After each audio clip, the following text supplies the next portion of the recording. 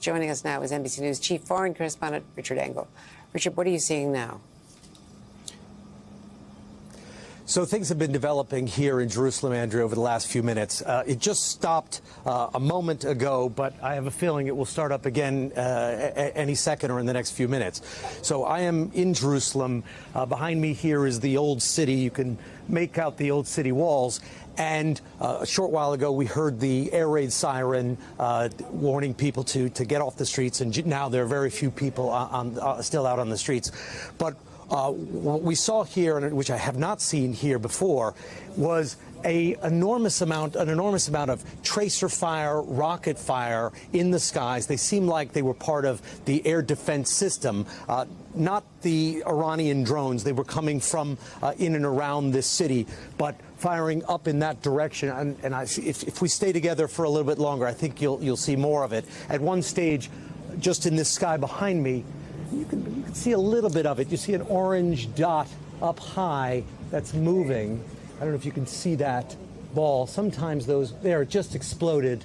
Don't know if you were able to see that. Yes, we can. But, we can see it, Richard. Before, there must have been 50, 60, or 70 of those streaking across the sky here behind me as we heard the air raid sirens. So clearly there was a perceived threat.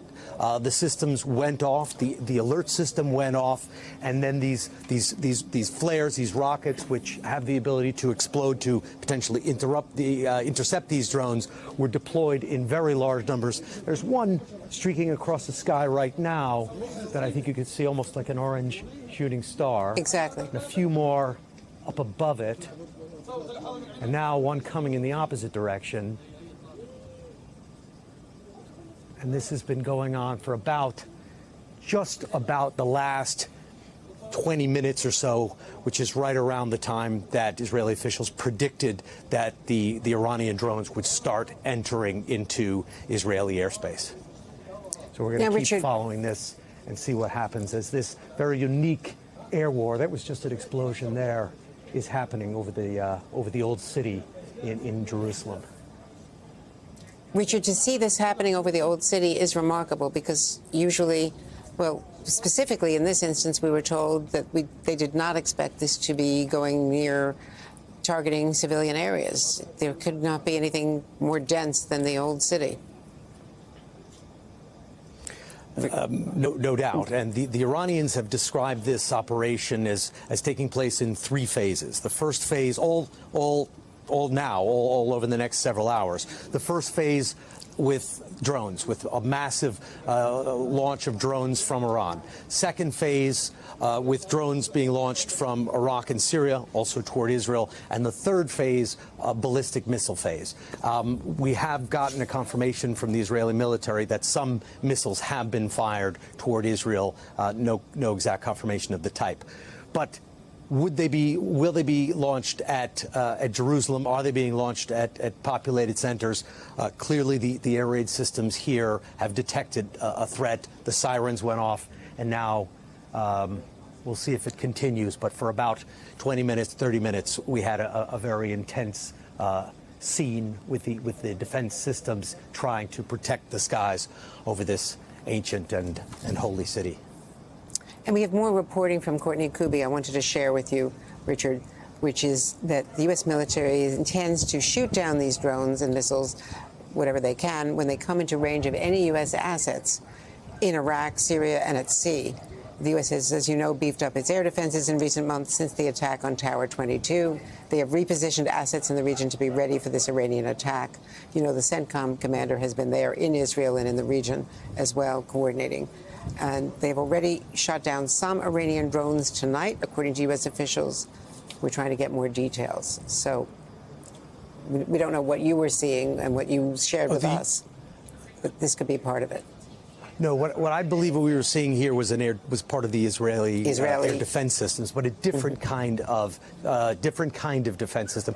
Maybe it was coordinated with the United States. Now, for the last 6 months, almost everything has been coordinated. But these are not the items, the drones coming from Iran, because you could just tell in the direction. If we turn around, you could see coming. That's the opposite direction. That's heading toward Tehran. So just to sort of orient us ourselves on a map here, behind the old city is Jordan, and Iran is in that direction. Right. So if we're seeing some of these rockets coming from, and the West Bank, so behind the old city, you drop down into the Jordan Valley, you go throughout the West Bank, you go across the Jordan River to the Dead Sea into Jordan. Jordan also says that it is using its air defenses.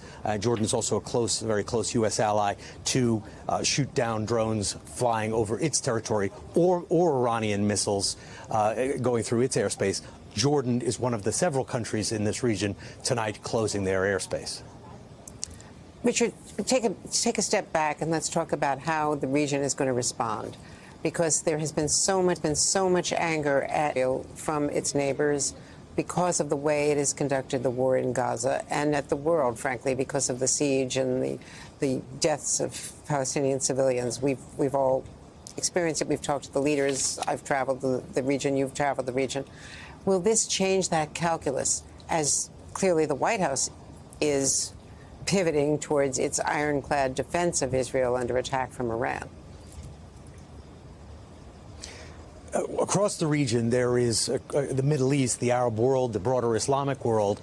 There is a very different conversation being had than the one in Washington, than many of the ones in the United States. There's a tremendous amount of anger against Israel.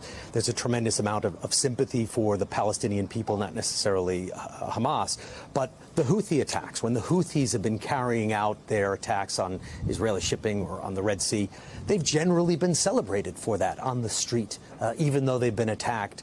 And Iran, it seems like, didn't want to lose this moment. It felt that it needed to respond to an attack on its embassy compound in Damascus, and it felt it was the right time because it has a bit of momentum. Now, that could prove to be a terrible disaster. Iran could be walking into a trap and walking into an escalating war with the United States and Israel that is beyond anything that it can handle. But the mood on the streets right now is another one, again, that's heading in the direction of Iran, not coming from Iran. Not close to Iran, but heading in that general direction. So that's why it's pretty clear that these are being launched domestically, not incoming fire. But the mood is very much against Israel on the popular street right now. So I think Iran, by doing this slow motion attack that is very visible, potentially not causing many casualties, although it's still early hours here, it could have a symbolic effect. And there was a statement from the Iranian mission on its official X account saying that after this, Iran can consider this issue closed. Yeah, we were discussing however, that just if a few Israel minutes ago. escalates it further. So, yeah, it was interesting that they came out and said, well, this is it for us. We can consider this closed. But if Israel makes, I believe the word was another mistake, our response will be more severe, something along those lines. And so Iran is clearly projecting it wants this to be the end of it. But that doesn't mean that this will be the end of it. If some of these ballistic missiles come and cause large numbers of casualties, Israel could easily respond in kind, and we could be in a very different situation in the next couple of days. But if this slow rolled out, that is, at this stage, causing a lot of drama, but not much casualties, drama which will be seen all around the Arab and Islamic world, which will probably make Iran look strong, like it carried out its promises. It could be that Iran feels that it's accomplished its mission with just what it's doing right now. But we will see.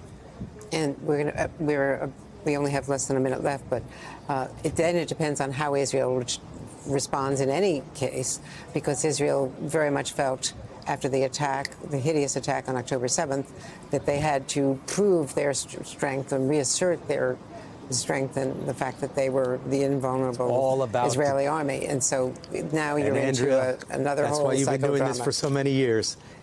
It's all about perception and all about deterrence. Israel was badly, badly wounded, embarrassed. It felt that its capabilities were, it didn't live up to its capabilities. Its reputation was damaged after October 7th and had to prove its deterrent.